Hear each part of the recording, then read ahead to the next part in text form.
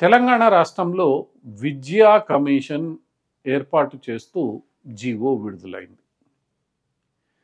విద్యారంగంలో జరుగుతున్న మార్పులను ఎప్పటికప్పుడు పసికట్టి ఆధునిక సాంకేతిక పరిజ్ఞానాన్ని జోడించి నాణ్యత కలిగిన విద్యను అందరికీ చేర్చేందుకు వీలుగా ఈ విద్యా కమిషన్ పనిచేయనుందని ప్రభుత్వం తన ఉత్తర్వుల్లో పేర్కొనింది.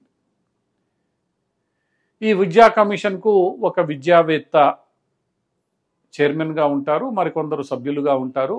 ఒక ప్రిన్సిపల్ సెక్రటరీ స్థాయి అధికారి దీనికి మెంబర్ సెక్రటరీగా ఉంటారు. వీరు స్వతంత్రంగా పనిచేస్తారు.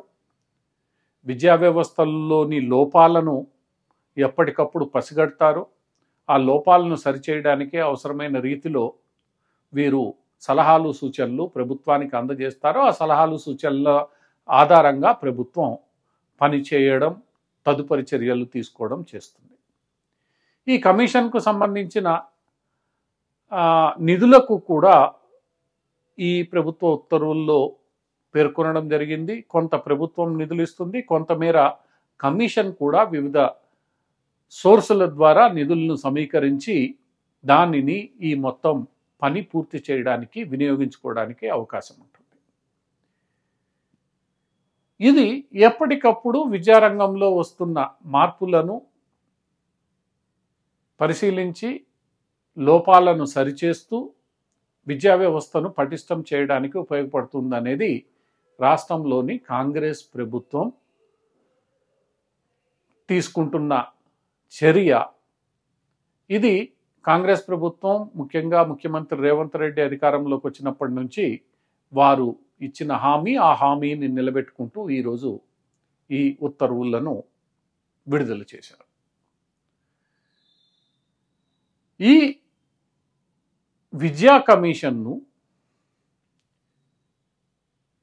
ఏర్పాటు చేసే సందర్భంలోనే పలువురు విద్యారంగ నిపుణులు లేదా విద్యా వ్యవస్థలో పనిచేసే స్టేక్ హోల్డర్స్ అంటే ఉపాధ్యాయులు, లెక్చరర్లు, విద్యార్థి సంఘాల నాయకులు, విద్యావేత్తలు, స్కూళ్ల మేనేజ్మెంట్లు, కళాశాలల మేనేజ్మెంట్లు, ప్రైవేటు విశ్వవిద్యాలయాలు, ప్రభుత్వ విశ్వవిద్యాలయాలు, వీటిల్లో పనిచేసేవారు వీళ్ళందరూ ఒక డిమాండ్ చేస్తూ వచ్చారు.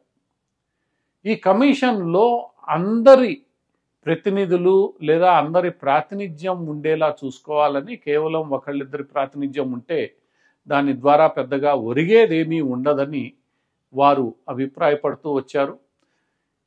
ఈ విద్యా కమిషన్ ఏర్పాటు చేసే సందర్భంలో అన్ని వర్గాల వారికి ప్రాతినిధ్యం ఉండాలనేది వీరి డిమాండు. అయితే విద్యా కమిషన్ ఏర్పాటులో అటువంటి చర్యలు ఏమీ లేవు.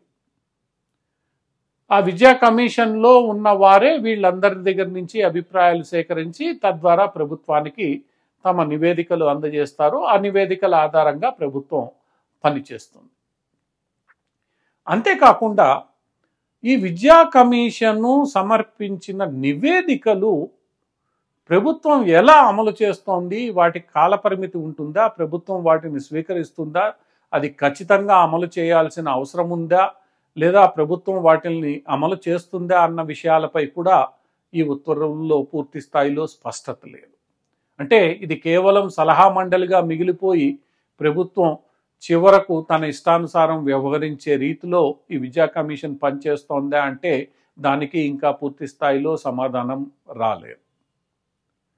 కేవలం సలహా మండలిగా మిగిలిపోతే దానివల్ల ఒరిగేది ఏమీ ఉండదు. అది ఇచ్చిన సలహాలను, సూచనలను ప్రభుత్వం పూర్తి స్థాయిలో తన విచక్షణ ఉపయోగించి కొంతమేరైనా అమలు పరిచే రీతిలో ఉంటేనే దానివల్ల ఫలితం ఉంటుంది. ఆ సలహాలు సూచనలు స్వీకరించేటప్పుడు అన్ని వర్గాల వారి సలహాలు సూచనలు స్వీకరించాలనేది అందరి డిమాండ్. ఇక ఈ విద్యా కమిషను నిధులకు సంబంధించి ప్రభుత్వానికి, ఎందుకంటే సలహాలు సూచనలు అవి ఇవ్వాలి, అవి అమలు చేయాలంటే మళ్ళీ నిధులు కావాలి. ఆ నిధులకు సంబంధించి ఎలాంటి సలహాలు సూచనలు ఇస్తుంది అన్న విషయంలోనూ స్పష్టత లేదు. ఇక మిగతా విషయాల్లోనూ ఇంకా స్పష్టత రావాల్సి ఉంది. ఎవరు చైర్మన్గా ఉంటారు, ఎవరు మెంబర్లుగా ఉంటారు ఇంకా తేలాల్సి ఉంది. ఏది ఏమైనప్పటికీ ప్రభుత్వ విద్యారంగాన్ని, విద్యా వ్యవస్థను కొంతమేర సంస్కరించడానికి ఇది రాష్ట్ర ప్రభుత్వం వేసిన తొలి అడుగుగా భావించవచ్చు. ఈ తొలి అడుగు ఒక నిబద్ధతతో, చిత్తశుద్ధితో కూడిన బాట దిశగా పయనిస్తుందని ఆశిద్దాం. ఈ విద్యా వ్యవస్థలోని అందరూ భావిస్తున్నట్లు, అందరి అభిప్రాయాలు, సలహా సూచనలతో ఈ విద్యా కమిషన్ పనిచేస్తూ తెలంగాణలోని విద్యా వ్యవస్థను భారతదేశంలోనే అగ్రగణ్య విద్యా వ్యవస్థగా తీర్చిదిద్దుతుందని ఆశిద్దాం.